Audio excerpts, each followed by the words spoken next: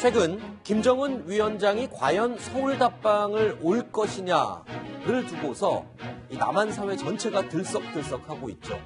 태영호 전 공사가 국회 토론회에 참석해서 김정은 위원장 답방에 대한 의견을 밝혔습니다. 들어보시죠.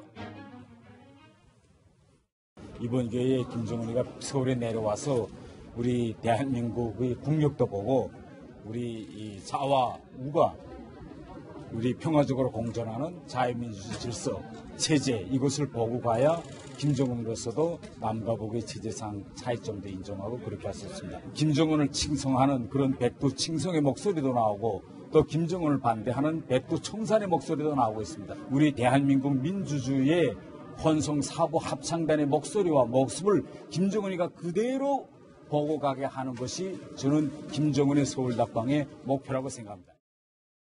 안 박사님, 그러니까 논리적으로 보면 비핵화와 연결 짓지 말고 일단 와서 이 민주주의, 민주사회, 자본주의 사회의 맛을 보고 가게 하자. 이 뜻이잖아요. 그럼 뭐가 달라지는 거죠? 네, 김정은 위원장이 물론 뭐 영상 화면을 통해서 서울이나 우리 대한민국의 발전된 모습을 얼마나 많이 봤겠습니까? 그러나 네.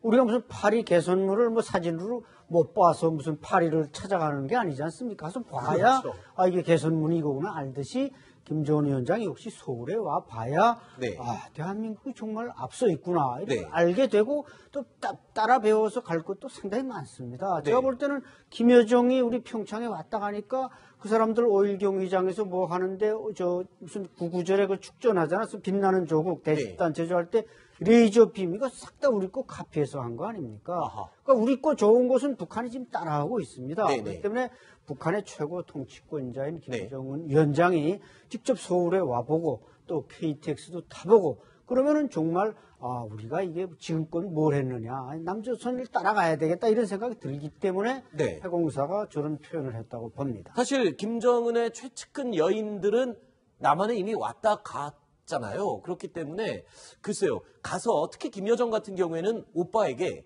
아 서울의 발전된 모습들 그리고 이건 되게 굉장히 좋더라 이런 얘기들을 다 보고를 했을 거 아닙니까? 이게 그러니까 여동생이니 가능한 얘기고 네. 또 리설주도 옛날에 뭐 왔다 갔지 않습니까? 그렇죠. 그러니까 부인이니까 가능한 거지 만약에 그 부하들이 그렇게 있으면은 아마도 상당히 힘들었을 겁니다. 남한을 찬양한다고 오히려 그렇죠. 더 과거에 이제 몇 명이 서울에 왔다가 되돌아가서 숙청을 당하고 나중에 이제 이 굉장히 힘든 그 시간을 많이 보낸 그런 사람도 있기 때문에 아마 여동생 말이니까 이렇게 좀 들었을 거고 그래서 아마도 여동생이 가장 감명 깊이 봤던 게 바로 이제 서울에서 강릉까지 KTX 탄 게 가장 그 인상적이었기 때문에 네. 김정은 위원장도 계속 KTX 얘기를 합니다. 네. 그래서 그다음에 또 김정은 위원장이 우리 문재인 대통령한테 한 말이 있죠. 문재인 대통령께서는 전 세계를 다 돌아보고 발전된 모습을 봤기 때문에 우리 사회가 굉장히 초라하게 보인다. 그다음에 백화원 초대에서도 굉장히 초라할 거다. 이런 말까지 했거든요. 그랬죠. 그런 면에서 보면은 이제 와서 이제 우리 KTX 타보고 하면은 북한이 얼마나 낙후된 거는 실감하게 될 가능성이 있습니다. 네. 김여정과 현송월, 심지어 북한이 부러워하는 이 고속철도 KTX. 자, KTX를 다 타봤습니다. 김여정은 위원장은 김정은 위원장은요, 지난 4월에 판문점 정상회담 때도 이 고속철도 이야기를 꺼내기도 했습니다. 그때 당시 이야기를 들어보시죠. 평창 고속열차, 그거에 대해서 다 입을 모아서 그래서 말씀 그 전에 드렸었는데, 이런 환경에서 보시다가 오시면 참으로 민망스러워서.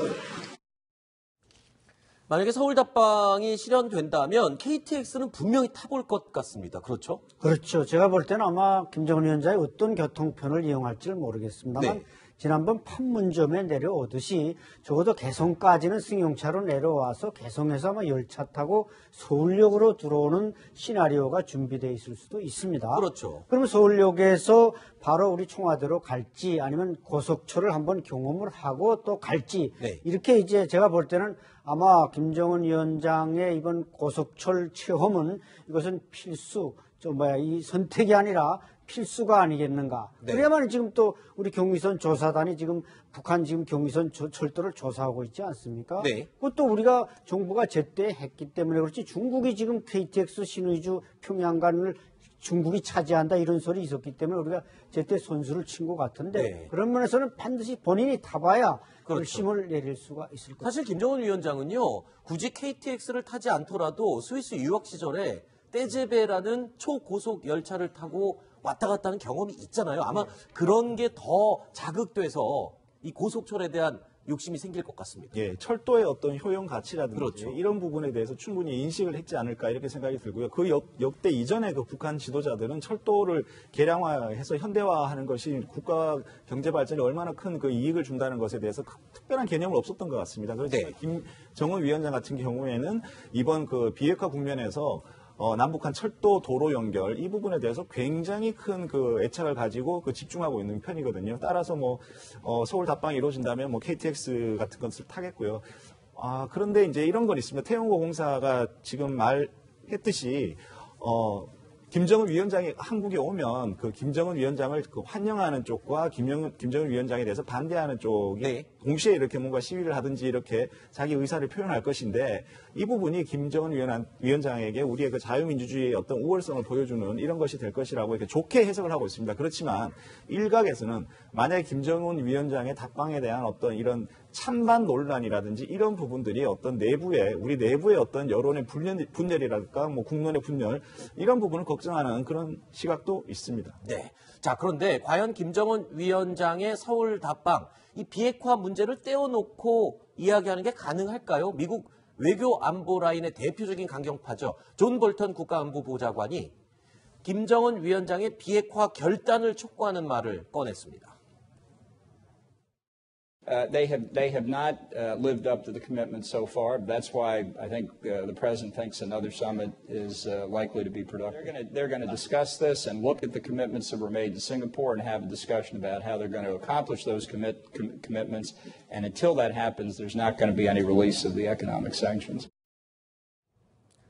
한 번도 바뀐 적이 없는 미국의 입장입니다. 그러니까 비핵화를 빨리 실시할 수 있는 움직임을 보여라. 그렇지 않으면 다시 군사적 움직임도 할 수 있다. 이런 식의 압박인 것 같아요. 네, 볼턴 보좌관이 워싱턴의 한 포럼에서 한 발언 중에 하나인데요. 좀 소개를 해드리자면 뭐라고 했냐면요. 도널드 트럼프 대통령은 북한이 비핵화 약속을 이행하고 있지 않기 때문에 2차 북미 회담을 해야 된다는 겁니다. 즉 다시 말하자면 이 정상회담을 통해서 북한으로부터 이 비핵화 약속을 왜 안 지키고 있냐, 앞으로 지켜라라는 압박을 하겠다는 경고로 해석이 되는데요. 네. 이러한 배경을 살펴보자면요. 현재 북미 간의 고위급 회담이 계속해서 열린다는 얘기는 10월부터 나오고 있었는데 현재까지 열리고 있지 않습니다. 즉 다시 말해서 뭔가 북미 간의 의제가 좁혀지지 않고 있다. 이런 신호로 읽히는데 네. 그 의제를 좁히기 위해서 여러 루트로 계속해서 언론이라든지 아니면 전문가들을 통해서 미국에게 시그널을 보내고 있다. 이렇게 해석을 해볼 수가 있을 것 같습니다. 네. 또 저도 한번 그렇다면 왜 고위급 회담이 열리지 않냐 좀 취재를 해봤는데 한 외교 소식통은 이렇게 전했습니다. 지금 영변 같은 경우에는 우리가 협상을 했을 때 북한이 미국에게 마땅한 상응 조치가 있으면 우리가 영변에 대한 조치를 하겠다라고 목표를 달아놨기 때문에 현재 미국으로부터 대북 제재 완화라든지 이런 조치들을 얻어내기 위한 부단히 애를 쓰고 있지만 그게 잘 안 되고 있거든요. 그렇죠. 그래서 영변에 대한 선제적인 조치를 하기에는 뭔가 자존심이 상하는 겁니다. 네. 하지만 북한이 갖고 있는 카드는 무궁무진합니다. 엄청난 핵시설을 갖고 있기 때문에 또 다른 제3의 핵시설을 공개하든지 이 부분에 대한 조치를 통해서 좀 북미 간의 의견을 좁힐 수도 있다라는 관측도 나오고 있는데요. 그렇다면 어느 정도로 의제가 좁혀졌는지는 추후에 고위급 회담이 열려봐야지 알 것 같습니다. 네. 이런 가운데요. 리용호 외무상이 시리아를 지금 방문 중입니다. 그런데 이 자리에서 이런 얘기를 했어요. 미국은 시리아와 북한의 공동의 적이다. 이렇게 얘기를 했습니다. 지금 이런 분위기에서 리용호 외무상이 꺼낼 이야기가 맞나 싶어요. 괜히 미국을 자극할 수 있는 표현 아닌가요? 이거 뭐 미국도 내군 작전을 펴듯이 북한도 뭐 그런 작전을 펴는 게 아닌가 생각 들고요. 알 아사드 시리아 대통령을 면담한 자리에서 미국은 북한과 시리아의 공동의 적이다 이렇게 얘기를 했습니다. 전통적으로 북한 같은 경우에는 이란이라든지 시리아라든지 소위 말해서 뭐 옛날에 악의 축 뭐 이런 식으로 거론되던 이런 그 이슬람권의 국가들, 그 반미 성향의 이슬람 국가들과 상당히 군사적으로 외교적으로 이렇게 끈끈한 관계를 유지해 왔고요. 그래서 그런 그 어떤 지금 이란하고 그 미국이 지금 상당히 대립하고 있지 않습니까? 그런 부분에 대해서 어느 일정 정도 자기들 북한 쪽에 지지하는 어떤 힘을 얻으려는 이런 노림수가 있지 않나 이런 생각이 듭니다. 네. 자, 이렇게 북한과 미국의 미묘한 기싸움이 계속 이어지고 있습니다. 그러면서 비핵화 협상이 교착 상태에 빠져 있는 상태인데요. 우리 정부는 군사시설 보호구역 일부를 해제하는 결정을 내렸습니다. 들어보시죠. 전국적으로 군사시설 보호구역으로 지정된 지역이 약 9,000제곱킬로미터에 달합니다. 서울 면적의 15배입니다. 정부 여당은 앞으로도 군사시설 보호구역 규제를 지속적으로 완화하겠습니다. 더 나아가서 국민에게 신뢰를 받는 국민의 군대를 만들도록 하겠습니다. 군사시설 보호구역 완화, 해제 뭐 이런 것과 관련해서 국방개혁 2.0 추진 차원에서 심도 있게 검토를 하고 이 부분의 업무를 원만하게 처리할 수 있도록 그렇게 결과를 도출했습니다.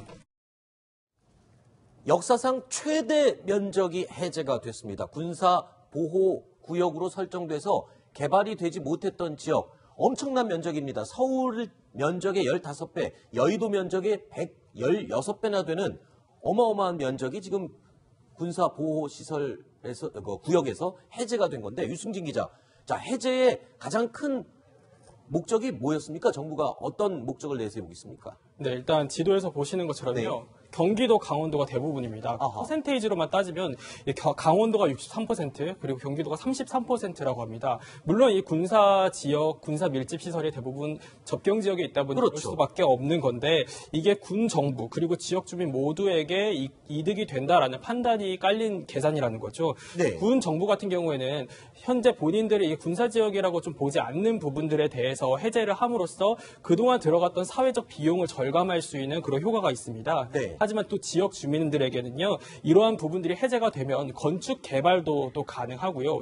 지역 주민들이 이 부분에 대해서 재산권도 행사를 할 수 있게 됩니다. 그러다 보니 여기에 상권도 들어서게 되고 또 지역 경제도 활성화될 수 있기 때문에 군 정부 그리고 주민들에게 모두 다 이득이 되는 구조다라고 판단을 한 거죠. 자, 지금 보면요.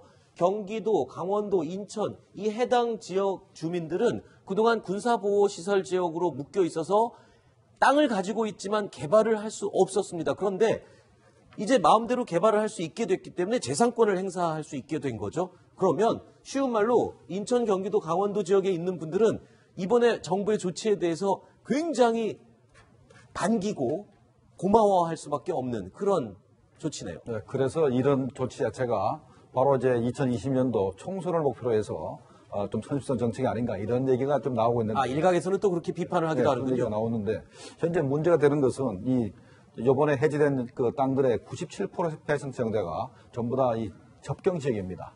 북한과 맞이하고 있는 접경 지역인데 바로 이런 것을 군사보역으로 많이 해제하는 것 자체가 기본적으로 한반도의 평화가 정착됐다. 그리고 북한에 대한 신뢰를 바탕으로 하기 때문에 만약에 남북 관계가 다시 악화되거나 할 때는 문제가 발생할 수 있는 것이고 그다음에 또 대부분 다 이 해제한 지역이 우리 군이 작전할 수 있는 지역입니다.